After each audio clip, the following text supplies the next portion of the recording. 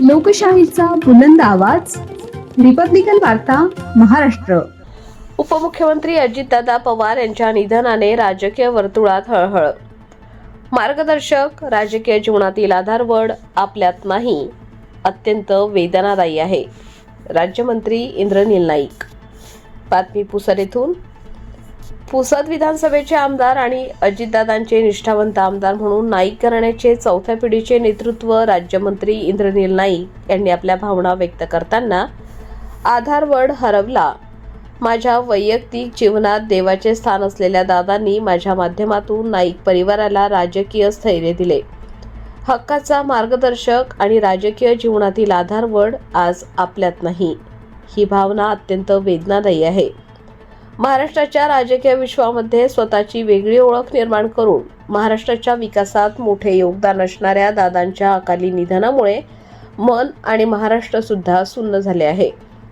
दादा या शब्दासोबत येणाऱ्या जबाबदाऱ्या सांभाळून प्रत्येक कार्यकर्त्यांना आपल्या कुटुंबातील सदस्य समजून प्रत्येकाच्या हक्काचा मोठा दादा आज आपल्यात नाहीत, ही कल्पना अत्यंत वेदनादायी आहे. महाराष्ट्र धर्माची उंची कायम ठेवून यशवंतरावजी चव्हाण साहेब यांच्या विचारांची वारसदार म्हणून महाराष्ट्राच्या इतिहासात अजितदादा पवार हे नाव अजरामर राहील. आयुष्याच्या कठीण काळात मोठा भाऊ म्हणून ठामपणे पाठीशी असणारा दादा आज गमावला आहे. कायम हाकेला ओ देणारा हक्काचा दादा आज आम्ही गमावला. जीवनाच्या कठीण आणि अत्यंत संघर्षाच्या काळात न विसरता येणारी साथ देणारा दादा आजचे अचानक सोडून जातील असे स्वप्नात सुद्धा वाटले नव्हते. पुसद नगर परिषद अध्यक्ष मोहिनी इंद्रनील नाईक यांनी आपल्या भावना व्यक्त केल्या. दादांच्या पावन स्मृतीस विनम्र अभिवादन, भावपूर्ण श्रद्धांजली. दादाने मला सांगितलं की मी तुला नक्की भेटणार, सगळी निवडणूक होऊ द्या. आणि ह्याच्यानंतर मी दादाला सांगितलं, दादा ही अर्जंट आहे की मला कलेक्टरसाठी निधी देणार नाही, तुम्ही मला एन्डॉर्समेंट द्या, मी येते. तो दादाने सांगितलं, असं एक नेता कोणी नाही असेल, आपण स्वतः जातात तेव्हा आपल्याला ही साईन देणार. पण त्याने मला सांगितलं पत्र पाठवून द्या, आम्ही साईन देऊ. आणि दादाचं पत्र कालच मला भेटलं आणि आज असं आम्हाला भेटलं. आणि मी अजून दादांना भेटूच नाही शकली अध्यक्ष. त्याच्यानंतर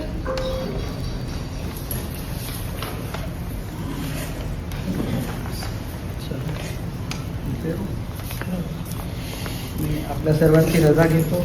सकाळी महाराष्ट्राचे उपमुख्यमंत्री तथा आपले नेते, माझे मार्गदर्शक सन्माननीय अजितदादा पवार यांच्या विमानाच्या दुर्घटनेची बातमी कळाली आणि नंतर सर्व काही माहिती घेत असताना असं समजलं की त्यांना या दुर्घटनेत आपलं जीव गमावं लागलेलं आहे. इंद्रनील नाईक किंवा राष्ट्रवादी काँग्रेस पक्षाची ही हानी नसून ही हानी संपूर्ण महाराष्ट्राची हानी आहे. एक कणखर नेता हा आपल्यामधून आज निघून गेलेला आहे. नाईक परिवार मागच्या काही वर्षापासून राजकारणात थोडी स्ट्रगल करण्याची भूमिका अशी आपल्याला बघायला मिळाली होती. आणि सन्माननीय अजितदादांनी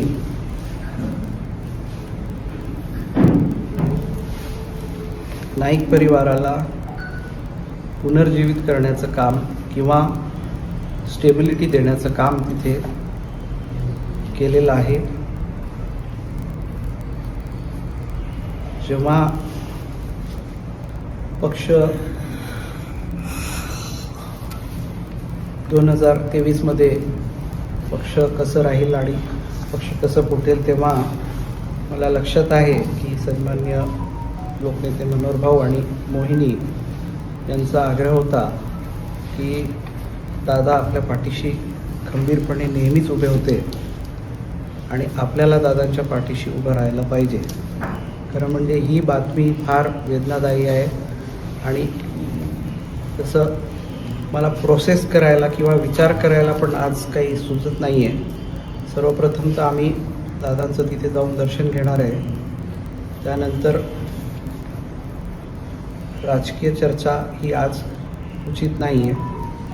सन्मान्य दादा यांचं जाणं हे खरोखरच वेदनादायी आहे आणि आज नाईक परिवारासह, इंद्रनील नाईकसह, राष्ट्रवादी काँग्रेससह पूर्ण महाराष्ट्र पोरका झाला असं मला वाटते.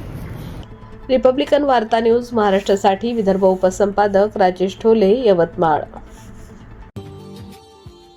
Subscribe now and press the bell icon. Never miss an update.